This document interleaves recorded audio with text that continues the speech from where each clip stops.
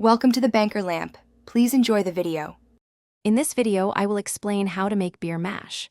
Mashing is the very first step in crafting delicious beer, where we mix crushed malted grains with hot water. This process activates natural enzymes within the malt, which then work to break down complex starches into simpler, fermentable sugars.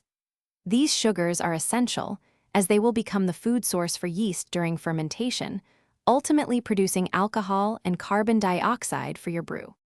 Achieving the right temperature and time is key for a successful mash. You'll want to keep your mash temperature between 148 and 158 degrees Fahrenheit.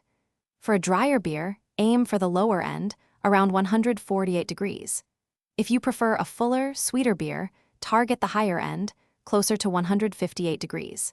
Typically, a mash lasts for 60 to 90 minutes, though much of the starch conversion happens within the first 30 minutes.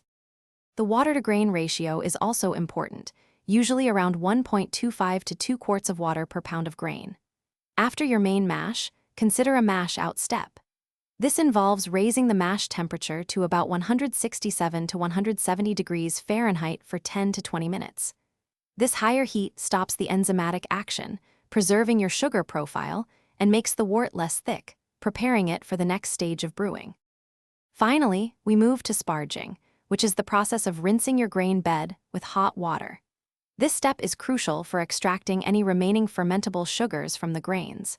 Ensure your sparge water is heated to approximately 168 to 170 degrees Fahrenheit. It's important not to exceed 170 degrees, as this can extract bitter tannins from the grain husks.